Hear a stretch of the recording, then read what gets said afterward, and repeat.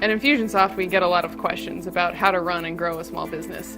And that's why we created this video series, to provide a funny, informative, and useful resource for small business owners to get answers to those questions. We found a bunch of experts. We filmed a bunch of episodes. Totally nailed it. And then they told me we had to change the name of the show. We'll make a video intro, they said. It'll be funny and informative at the same time, they said. Call the show Ignition, they said, because we help fuel small businesses, which, I mean, the name is genius. I love it. It's just, we already filmed everything. But I'm fine with it. Totally fine with it.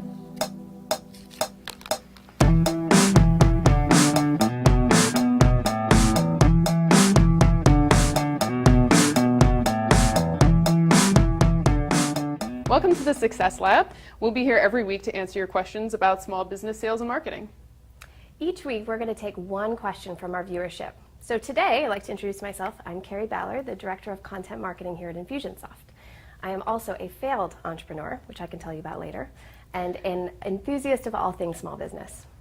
And I'm Ellis Friedman. I run the blog here at Infusionsoft. I'm also a published author, and I am here to keep Carrie in check because she is a chatterbox. And I'm also the boss, so This is going to be fun.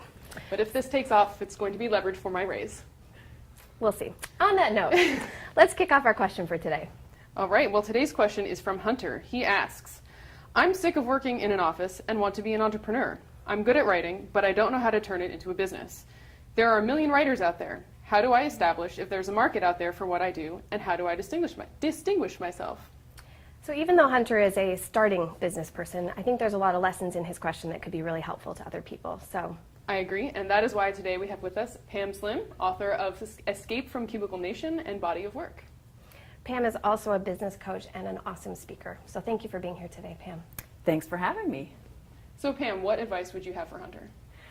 Well, the first piece of advice is that hating your job intensely is not a business plan.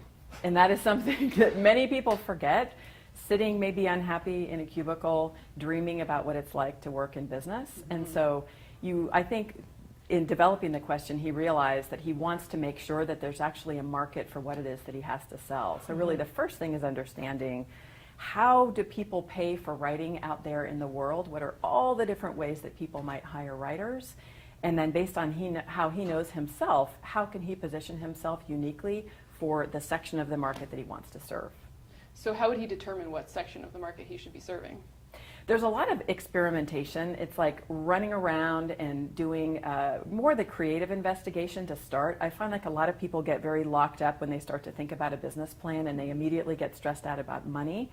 And what I encourage people when they're in the early stages of exploration is just to consider it this huge grand experiment where you can become kind of annoying to friends and family, where you're just asking everybody at the bus stop, in the grocery store, anything about writing. So when you gather that data and you say, okay, there's a corporate market where I could be doing, corporate writing. There's a small business market. I could try to get my own publishing contract. We know how easy that is. Easy. Very. Yes. And so having all that big picture understanding, then he's going to begin the process of self-discovery and figuring out what is he interested in and who are the kinds of people who he loves to hang out with and gravitate towards. And to me, actually the most important thing that's really critical when you're in a small business environment is that you have to really believe in the kind of people that you'll be supporting in your writing. I would like to kind of talk about that cross-section because as a writer, part of the hardest part is thinking of your passion like it is a business. And that could really apply to any kind of business that you're doing. But especially as someone who's creative, how do you, one, push yourself to do all that market research, and two, like where would you begin? Because you can talk to writers all day long, but there are plenty of writers who make money but don't necessarily have business sense. So what should Hunter be seeking out? We have one chance at life, right? Mm-hmm. One opportunity for, in Hunter's case, taking his unique skills and using it in the service of something that is going to leave a footprint on the earth when he leaves, right?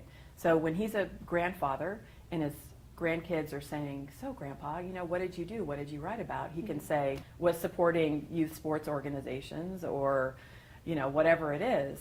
then that's going to be a missed opportunity for him to have taken the time and the energy to figure out what's the best use of his skills and ingredients. And you can sit back and say, oh my God, but I don't have the time and it's hard.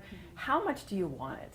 How much do you really want to be contributing something to the world? If it's important to you, if you really want to be using your skills, if you want to be pursuing mastery, which to me is the thing that's going to distinguish you there in the world of small business, it's worth taking the time to do it. Then you can go back to just being interested in the process of discovery.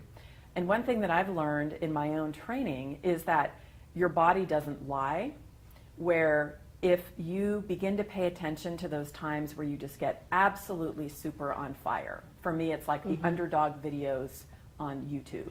And at the same time, I can notice and I can feel in my body when I'm really not interested in something. So what Hunter wants to do is to begin, as a writer, this should be easy, is to carry a notebook around and begin to write notes and pay attention. Jim Collins, when he wrote Good to Great, talked about creating a notebook, which is a bug called Jim. And so he pretended he was a scientist observing this bug who was himself. But he would say, wow, Jim is very unhappy in this boring meeting. Oh, wow, Jim's happy, sitting back, exploring ideas. And he gathered all of this amazing information about when were the times in which he was really excited. I was thinking that you really have to fail just as much as you thrive to know what the difference in that feeling is. I was sharing when I started a failed entrepreneur because I wasn't passionate about what we were doing. There was a huge market, it was amazing, and I didn't care that much. And nothing is going to get you out of bed if you don't care. But you have to know that feeling of what doesn't care feel like as much as you need to know what feeling, you know, like what the care feels like to differentiate between the two. And how awesome is it to fail and to talk about failing? I am so proud of you because you just came right out there and talked about it.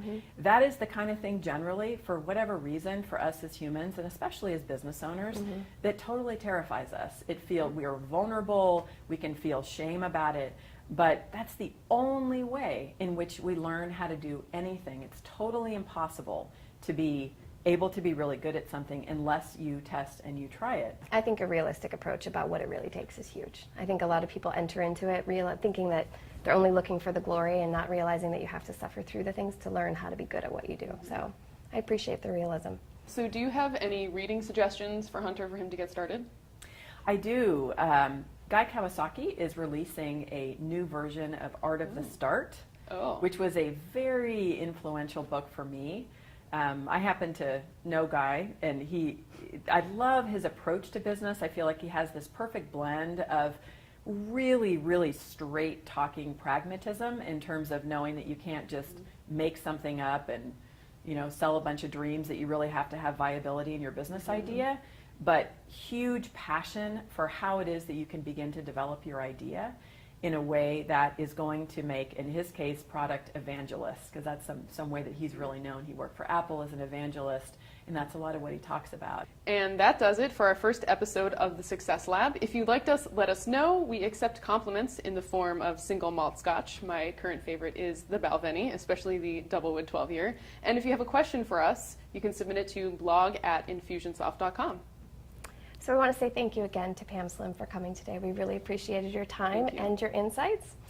As we want to say thank you to the audience as well. And like Ellis, while I don't like scotch, I do like Skittles. So please feel free to send them and your questions along. Next week, tune in. We will be talking to Joe Courtney, and we look forward to hearing what your special small business questions are.